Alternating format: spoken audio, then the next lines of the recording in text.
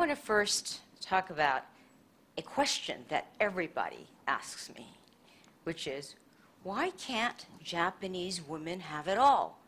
Why is it so difficult for Japanese women to pursue their careers, raise families, or even become a good daughter or a daughter-in-law? Let's put things in context. First of all, we all know that Japanese women are highly educated. 60% of Japanese women finish four-year colleges, and that's probably one of the highest in the OECD. Many of them go to work, but after having their first child, 70% of the women drop out of the workforce. They quit. Why?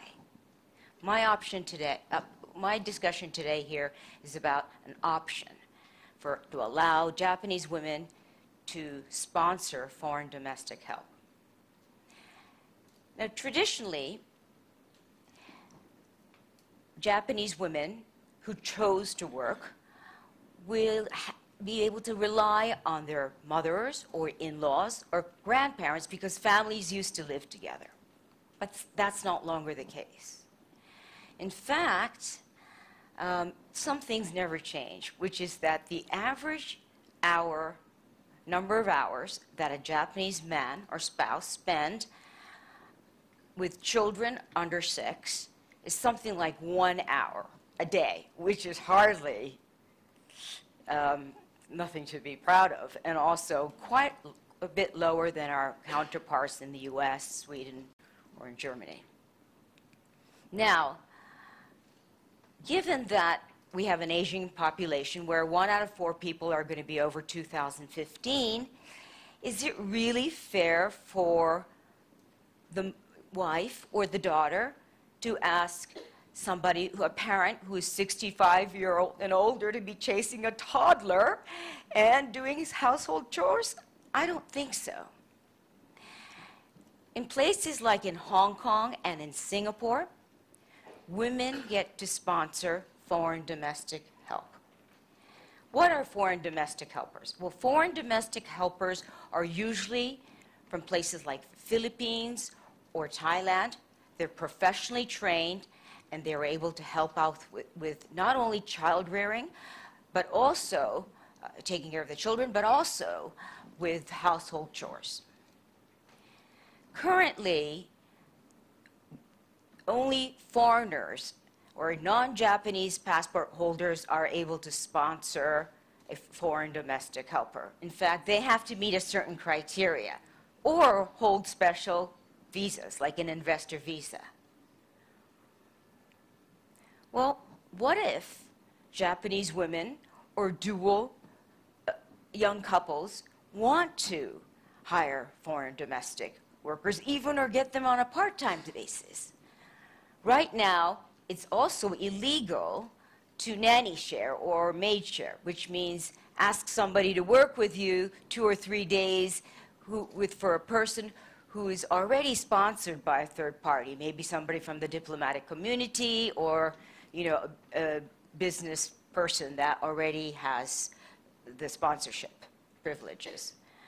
Well, I know that many people are doing that, but nobody really wants to do anything illegal, right?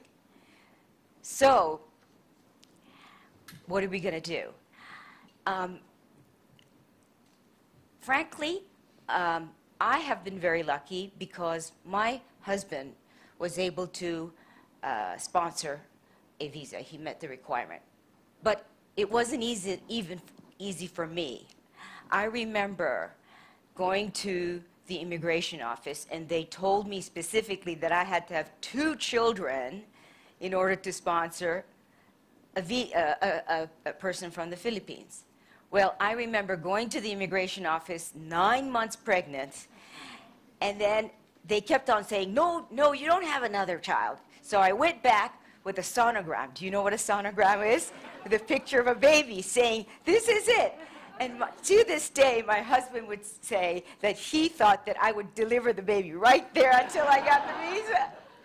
Well, I was so desperate because I was trying to prove myself in my work, and I had 2 little children. And I didn't have families that I could go to for help. And of course, you know, this is not about having more childcare facilities. After a really hard days of work, coming back home, I couldn't see myself getting up and doing all the household chores, and let alone take care of babies and whatnot. So I was so lucky, and my children would be the first to say, you know, Mommy, I was so happy to have our second mommies. So I really hope that one day, women in Japan also have that option. I think women are very good in designing their own seamless childcare, whatever works for them. Now, I'm not saying this is for everyone. Some women would want to raise their children until they're babies until they're 3, or they may not feel comfortable about having somebody who's not a family member helping out with the family chore. But I could see some of my own employees enjoying having 2 or 3 days off of being work and mother and everything else. So if you believe and agree with me, let's voice this and talk to people so one day maybe a public policy maker would agree with it and something will be made a change of it. So thank you. And here's me, and I think the picture is the happier one, right? Right. So thank you.